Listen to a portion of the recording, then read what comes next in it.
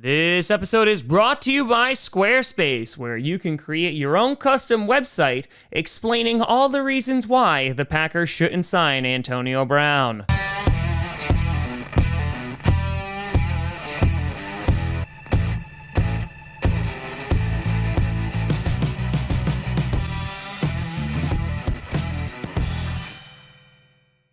Grossi Posse Packer Nation.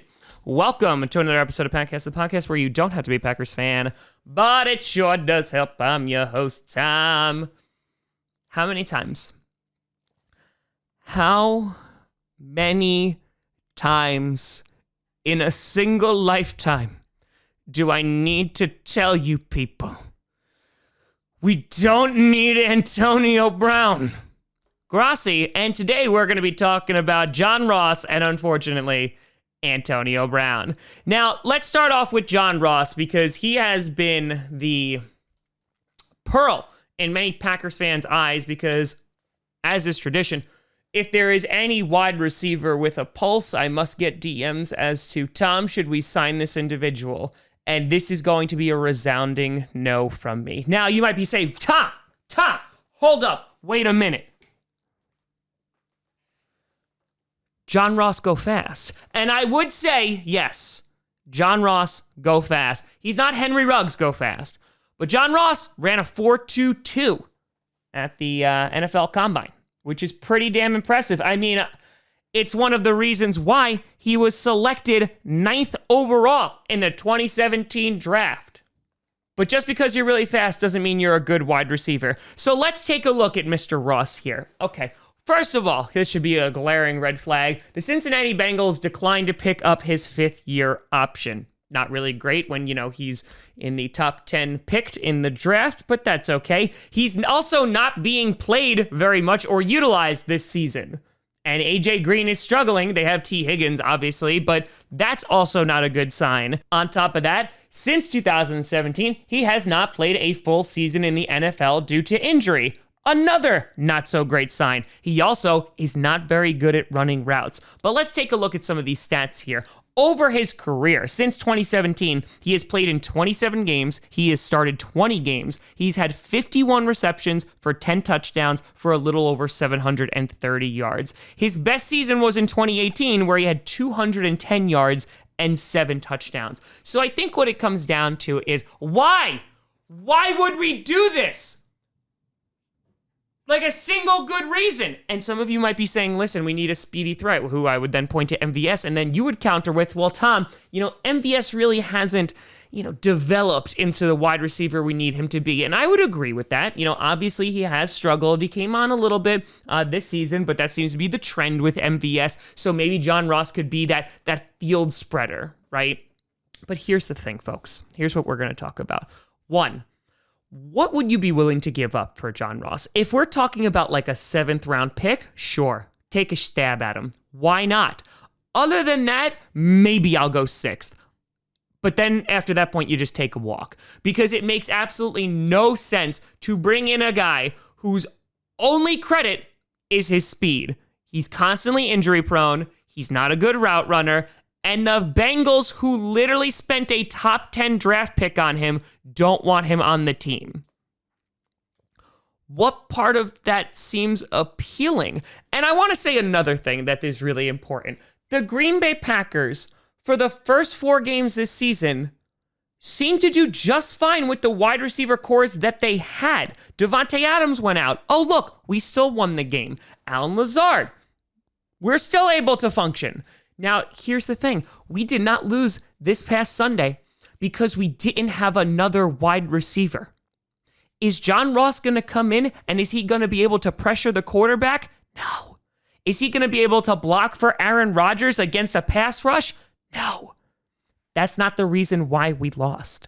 Now, again, when we talk about these speedsters, the number one guy I always think about is Mike Wallace. Mike Wallace had a very successful career about running really, really fast. That's what he was able to do. Go routes. He did this with the Steelers. He did this with Miami. He did this with a number of different teams, right? And that's not to knock anything on Mike Wallace, but he wasn't the greatest wide receiver, but he utilized his speed, and boy, oh boy, did he take that to the bank. Mike Wallace is better than John Ross at this point. So I know that maybe John Ross just needs a better environment. Maybe, the injuries have really kind of just tampered his ability and really has kind of like slowed his progression. Sure, that's all well and good. But people saying that this is the last piece that we need on that offense to make it look good, we looked good in 4 out of the 5 games we've played this far. The offense hasn't been a problem. Last week was a problem, but that's because Aaron Rodgers literally could not stay off of the ground, not because we didn't have John Ross. So this is a resounding no for John Ross. If you go a 6th or 7th, maybe, sure, whatever. Bring the kid in, see if he can play a little bit, cut him if he doesn't work out. It is what it is. I've heard that there's potential locker room issues with John Ross. Neither here nor there, whatever. But for me, this just seems like, why would you do this to yourself? And before we get to the soul-crushing AB news, in which I'm going to have to respond to that again, let's talk about Squarespace for a hot second. Squarespace has been the host of TomGrossiComedy.com since its inception, and what really drew me to it was not only its amazing designs, but on top of that, it was an affordable price, and it was super user-intuitive, because I did not know how to make a website. And so Squarespace does that all for you. You can set up a shop, a gallery, a link to other videos, etc. They even keep track of how much merchandise you have left, which has been very, very helpful. So head on over to Squarespace.com for a free trial, and then when you're ready to launch, go to squarespace.com/TomGrossiComedy to save 10% off your first purchase of a website or domain. So here we are again, my friends, in the bog of eternal stench known as Antonio Brown news. Now, I was in the middle of recording an interview, and my DM started blowing up because apparently an article came out in which after week 8, Antonio Brown will be free to sign with an NFL team. His suspension will be over. The articles also mentioned that the Seahawks, amongst other teams, are interested. It makes sense with the Seahawks because we talked about Russell Wilson and Geno Smith. They worked out with him, so it makes sense that they would potentially push for that, but there's nothing finalized yet.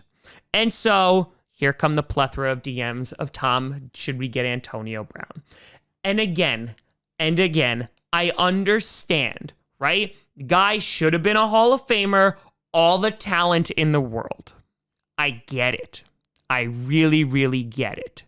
However, did you not see how he was with the Raiders? Did we miss that whole saga? Did we miss him having like a complete mental breakdown on the internet? Why do you think this would be a good idea? For me, the risk far outweighs the reward, and there's going to be plenty of people who come on here and say, what if we sign him to a 1-year deal, low risk, high reward? And I would tell you, Antonio Brown, who has not played football in some time, is going to come in, hopefully be there physically, hopefully be there mentally. He's going to be able to make an impact on the team this season. I would argue probably not, as he's going to have to learn an entirely new scheme with new players. I don't think he's going to be able to make that kind of impact. And what's the worst that could happen? I mean, he just destroys the team from within. I think that's a pretty big negative. So for the upteenth time, no to Antonio Brown. It's never going to be yes to Antonio Brown. And I highly, highly doubt that the Packers are going to go after Antonio Brown. So I hope that answers the Antonio Brown questions. But let me know what you think down in the comments below. Should they go after a guy like John Ross? Should they go after a guy like AB? Please, God, no. Let me know what you think. You can always send me at TomGrossiComedy.com or at TomGrossiComedy, all social media you see down below. Check out podcasts on SoundCloud, iTunes, Google Play Music, Spotify, and of course YouTube. And a big shout and thank you to all the patrons over at patreon.com/TomGrossiComedy and the YouTube members. But thank you so much for watching. I'm Tom Grossi. And as always, go Pack, go.